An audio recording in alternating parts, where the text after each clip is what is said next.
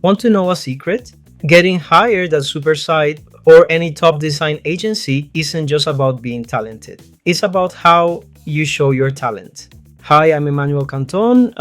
At the moment of recording this video, I've been working for 2.5 years at Superside. I have had the opportunity to work with big customers like Webflow, BCG, Amazon, Vimeo, Grammarly, and many others. I've had 3 consecutive promotions, and in this video, I'm sharing the exact portfolio strategy that got me hired at Superside. Whether you're a new designer trying to land your first big job or a business owner curious about how designers pitch their work, this is for you. By the end, you'll know what I included in my portfolio, how I made it stand out, where I found the projects to include, even without a ton of experience, and how you can do it too. Let's jump in. So, what was my portfolio strategy? When I put my portfolio together, I had the goal to make clear my main skills, to show that I can understand my customers' problems, and to highlight what value I bring to the clients. Before showing my projects, I added a short about me section. I avoided to have just random details about my life. Instead, I focus on what motivates me as a designer, the specific skills I bring to the table, and what they would gain if they hired me. Think of this as your chance to introduce yourself, even when you are not there in person. And especially, I started with hello to show politeness and empathize better with who is reading. I consider it an important point of differentiation to have.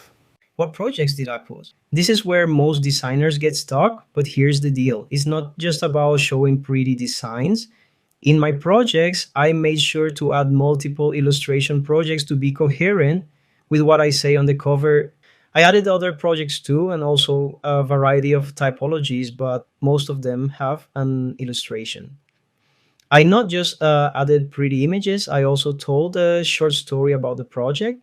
By doing this, I also show my strategic thinking and how I can show the real value of the project for the customer, besides the aesthetic.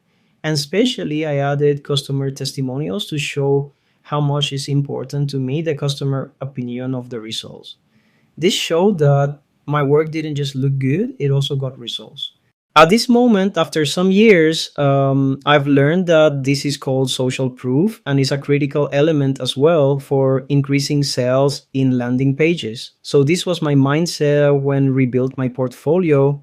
I had to show the value of my work so they would understand what value I would bring if I was hired. Finally, I added a thank you page with additional data of me. There, I added my contact information so in case the curriculum get lost, someone could contact me using the portfolio.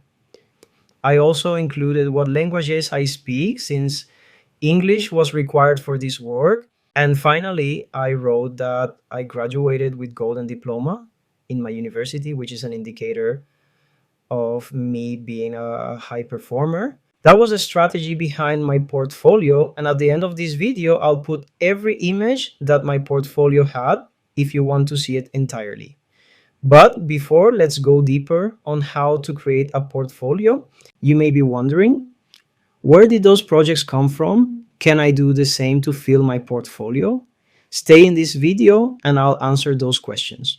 There may be a lot of ways to create a strong portfolio, but in this video, let's focus on the ones that you can use when you have no previous experience. First, my projects came from going to places and proposing my services. I would ask people, do you want me to design this for you?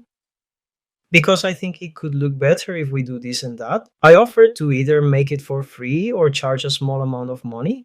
Because at that time, what I needed most was a real client experience to include in my portfolio. For example, I went to a haircut salon and asked to speak with the owner. That the owner happened to be there. I told him, listen, I think I could help you improve how the posters you have outside look. Maybe we can create an illuminated sign instead of just a fabric print. If you like it, you pay me. If you don't like it, that's okay. I'll just keep it for my portfolio. In this case, the owner was interested and I ended up working on that project. but there were also cases where people weren't interested, and that's okay too. Not every proposal worked out, but the ones that did helped me collect some real client projects and make my portfolio more interesting. And that was in Cuba. I didn't have too much access to the internet during those years. So I did it face to face, but now you can also use social media for that. Uh, at first, I was ashamed to do it. I was so afraid to get rejected, but then it became super easy. And even if I got a yes or a no, I felt good about taking the chances and at the same time working on my fear of rejection. The second example is personal projects. Like, for instance, this illustration I made with a Greek theme. It came from a challenge on one of those Instagram accounts where they provide color palettes and you have to create an illustration using only those colors. It was during the pandemic, and I was trying to improve my illustration skills and experiment with new things. Through this process, I found a style that I liked and created the illustration using those colors. Since it was a project I did for myself and didn't have a client for it, I was able to put a lot of love and time into it. The result, yeah, is something I'm really proud of, and one of the projects I still like the most to this day. So, another way to fill your portfolio is with projects that you love and that reflect the kind of designs you want to create as a professional. Personal projects give you the freedom to explore your creativity without the constraints of client feedback, and they can really showcase your passion and skills. And the third way is to get someone with more experience than you, someone already working in design, and offer to work with them for free or for a small amount of money in exchange for learning from them. In my case, I teamed up with a friend who had several years more experience than me in working on design projects. Along with another person, the three of us created a team, and together we worked on a lot of designs for important clients. I didn't just learn about designing, I got a global vision of the different parts of the business, how contracts work, how to talk with clients, how to present the project, and how to negotiate prices. After some time, I got the chance to lead teams for branding projects, interior design remodeling projects, and it was an amazing experience to get confidence on my leadership skills. From this experience, I learned so much.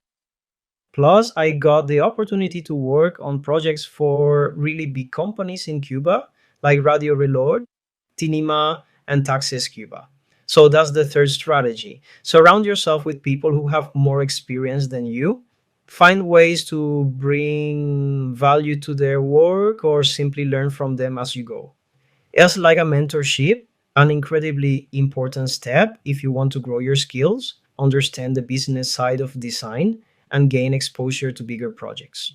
Also, I must clarify that in this case, I got the luck to work with someone that valued my work and paid me very well. Now that you know what were the main ways I used to fill my portfolio, let me tell you about what experience I earned by using these strategies and helped me to get hired by Superside. First, I co founded a small agency. One was a really small one that I created with some friends who were programmers and designers. We worked on a small number of projects together, but it didn't last long, so the experience I gained there was limited. In my portfolio, I included only two projects of that time, and I must say that at this moment, I find those with big areas of improvement, and that is why I removed them from my current portfolio. I did get experience in dealing with clients and learning how to deal with teammates. This is key for any design agency work. Then I co founded a group named Perspectiva, where I spent about 5 years working on projects for big clients. During that time, I directed teams of communicators and other designers, managing and leading projects. It was a great experience that helped me develop both my design and leadership skills. In Perspectiva is where I developed most of my non designer skills and got a taste of what a management role is. I got the experience of presenting projects to a directive board and convincing them of why they needed a rebrand, to a small theater with around 100 employees to present a brand that they were reluctant to implement, and many other experiences out of my comfort zone. After that, when I moved from Cuba to Spain, I started working with a company named Ligo. Ligo is one of the leaders in legal services technologically enhanced in the Netherlands. At Ligo, I worked for about a year before transitioning to Superside. It was a part time job that allowed me to finish my master's degree in Spain while making some money to live. It gave me the flexibility I needed and also the experience of working in house. Finally, one of the most important experiences is teaching and mentoring other designers. That has allowed me to articulate my thoughts better and think more as a creative lead than as a designer. So, if you have the chance to provide some advice and mentorship to someone who is learning design and has less experience than you, that will be a great source of skill development. Give it a try. An extra tip, and a very important one, is to build a detailed LinkedIn profile. It is very common in job offers to receive a request for your LinkedIn link besides your curriculum and your portfolio. If you want to check mine, I'm going to leave the link in the description. It will give you a guide on how to structure yours. That's how I built the portfolio that got me hired at Superside. It wasn't about having the fanciest designs, it was about showing the value I could bring to a company. If you're a junior designer, a business owner looking to hire creatives, or someone just curious about how this process works, I hope you found this helpful. Let me know in the comments what's one thing you're going to try for your portfolio. See you in the next one.